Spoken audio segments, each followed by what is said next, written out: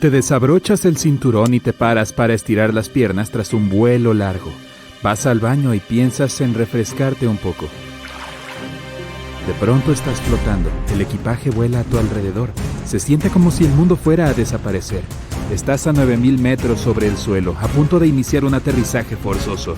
Antes de que tengas más tiempo para pensar, todo se vuelve oscuro. A principios del 2001, un enorme Boeing 747 que llevaba a más de 400 personas despegó del Aeropuerto Internacional de Tokio Haneda. El vuelo avanzó como siempre, hasta que alcanzó los 12.000 metros y una velocidad de crucero. La comida estaba siendo servida y los pasajeros se comportaban como en cualquier otro vuelo. Un poco más temprano ese día, un vuelo de una aerolínea entre Busan, Corea del Sur, y Tokio, Japón, había iniciado de una manera similar. Este era más pequeño, con solo unas 250 personas a bordo, y también había alcanzado la velocidad de crucero a unos 11.000 metros. Ambos aviones tenían un recorrido similar, solo los separaban 600 metros y sus caminos debían cruzarse en la isla japonesa de Honshu. Los dos se encontraban cerca de esta intersección, cuando el piloto del Boeing 747 notó que el indicador anticolisión se había activado. Fue entonces cuando supo que algo andaba muy mal. Uno de los aspectos críticos de la aviación moderna es la coordinación del tráfico aéreo. Cada vuelo es monitoreado y los pilotos reciben indicaciones si algo sale mal. La función del control del tráfico aéreo es organizar los vuelos de manera tal que las colisiones sean imposibles. Cada avión moderno incluye monitores de colisión, pero debido a esto, la idea es que nunca sean utilizados.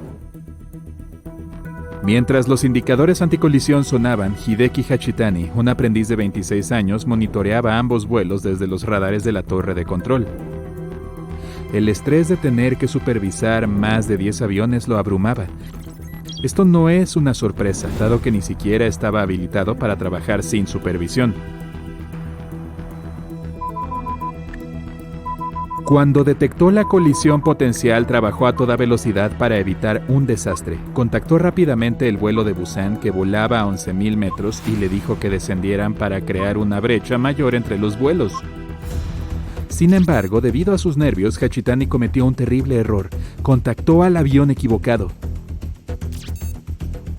Como consecuencia, el piloto del Boeing 747 siguió las instrucciones y bajó de 12.000 a 11.000 metros, la misma altura que el otro vuelo. Ambos aviones se dirigían hacia una colisión a 800 km por hora.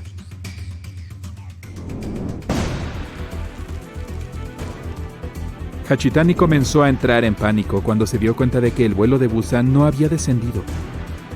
Le ordenó rápidamente girar hacia la derecha. Por supuesto, el piloto no había logrado seguir las instrucciones porque se les habían enviado al avión equivocado.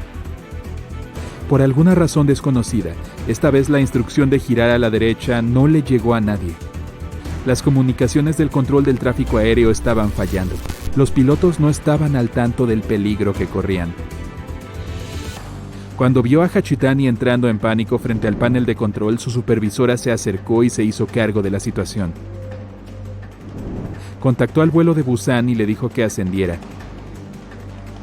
Increíblemente le dio esta orden a un vuelo que ni siquiera estaba operando ese día. Ambos vuelos la ignoraron porque no sabían que el mensaje era para ellos.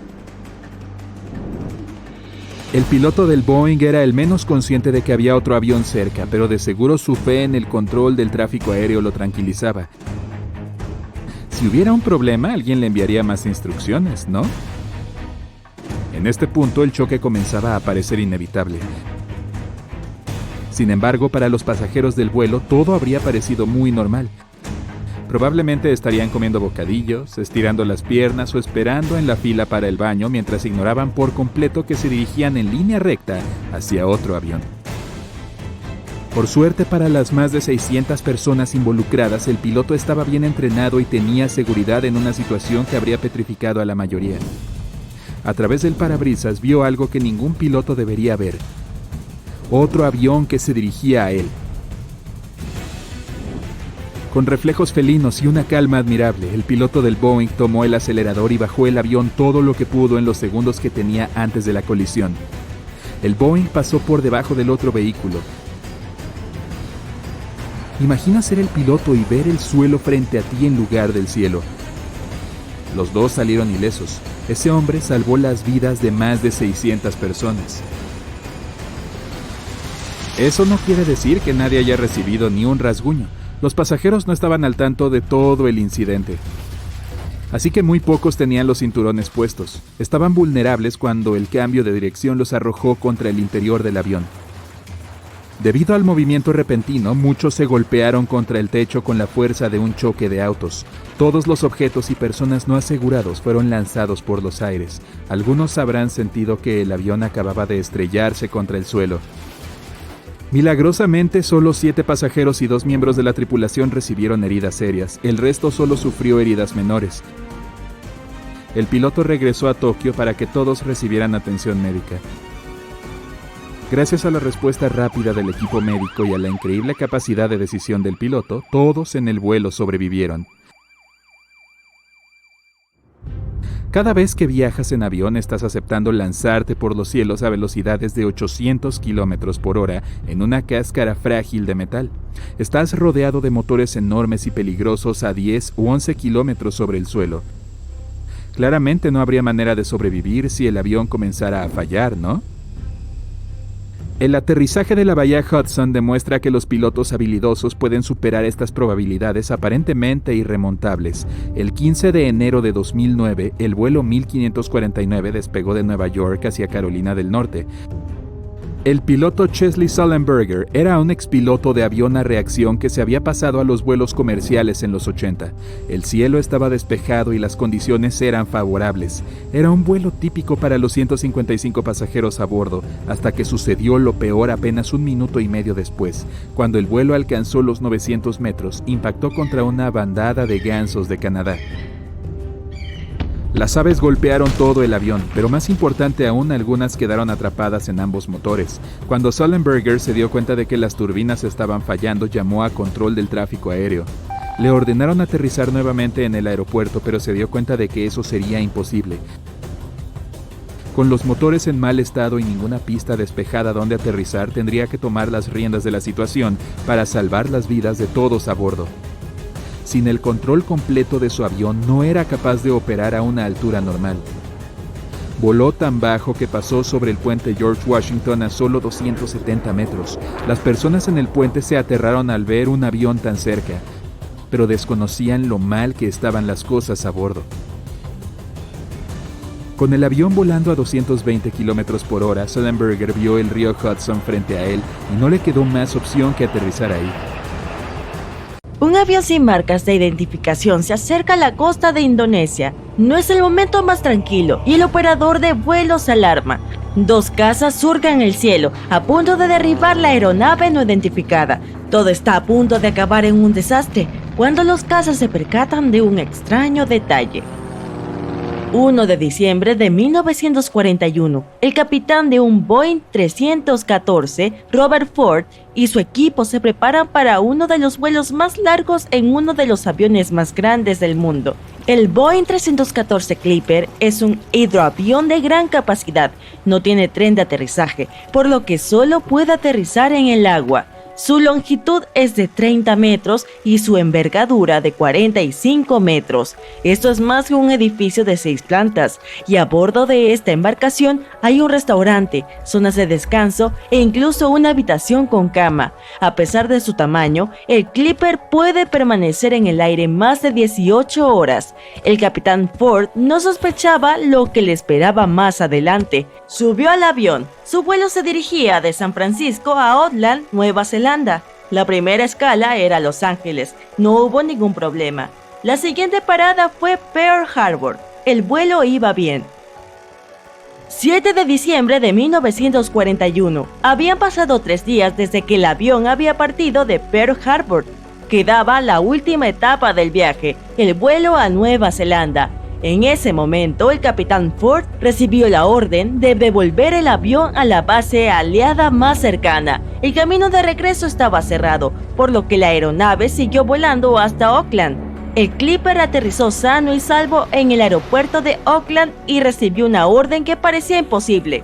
Robert Ford y su equipo debían pintar todas las marcas de registro e identificación del avión y entregarlo en LaGuardia, Nueva York, para luego volar a través del mundo. Se trataba de una ruta inexplorada con una longitud de 37.000 kilómetros. En toda la historia de la aviación de la época, nadie había volado una distancia semejante. El equipo no tenía mapas ni dispositivos modernos de navegación. No conocían los terrenos que iban a sobrevolar. No sabían con quién podían encontrarse en el camino ni en qué aeropuertos aterrizarían. Debían mantener y reparar el avión ellos mismos, extraer combustible y trazar la ruta. Al mismo tiempo, casi no tenían dinero. Inmediatamente después de recibir la orden, el equipo se dirigió a la biblioteca de Oakland. Estudiaron todos los atlas y mapas para crear un plan de vuelo detallado. Primero, tenían que llegar a Australia, luego volar a África a lo largo de la costa de Asia y después debían ir a Estados Unidos. La tripulación pintó todas las señales del avión y se preparó para el despegue. Afortunadamente, antes de la salida, un banquero se enteró de su situación y les dio $500. El avión despegó. El equipo no se dio cuenta de que habían olvidado pintar la bandera estadounidense, pero en unos días eso les salvó la vida. Antes de ir a Australia, volaron a Nueva Caledonia para evacuar a un grupo de personas de allí y llevarlas a Australia. La operación tuvo éxito. Ya en ese país, el equipo tuvo que repostar el avión. No encontraron un transporte especial para los servicios de Clipper en ese aeropuerto, así que la propia tripulación transportó 800 bidones de gasolina. Y aquí hay un detalle importante: el Boeing 314 no utiliza combustible convencional, necesita repostar gasolina especial de aviación de alto octanaje. A primera hora de la mañana, el Clipper despegó y se dirigió a Indonesia. El vuelo iba bien, se estaban acercando al aeropuerto. Mientras tanto, el capitán de la base donde debía aterrizar el Clipper se percató de la presencia de un avión no identificado. No sabía quién lo pilotaba ni desde dónde. Nadie le había avisado. Pensó que podía tratarse de un avión enemigo, así que lanzaron 2 cazas para que surcaran el cielo. Se acercaron al Clipper y no vieron ninguna marca de identificación en su carrocería. Los pilotos estaban a punto de atacar, pero en ese momento vieron la bandera. Si Robert Ford no se hubiera olvidado de pintarla, todo habría acabado mal para él y su tripulación. Los cazas permitieron el aterrizaje. El Clipper descendió en el agua. Un barco flotó hacia él para reunirse con la tripulación de la embarcación, pero se detuvo.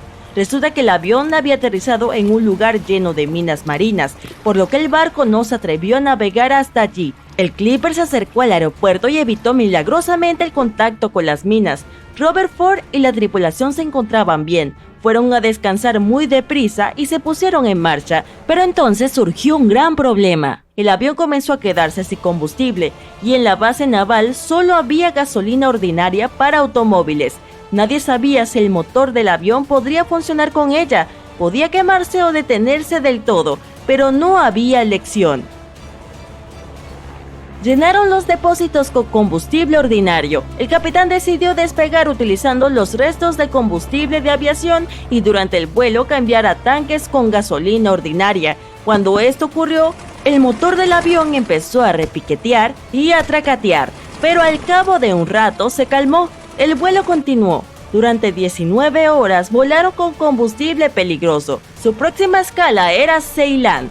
El cielo estaba cubierto de nubes y el piloto no veía la costa ni el aeropuerto, así que decidió bajar el avión por debajo de las nubes.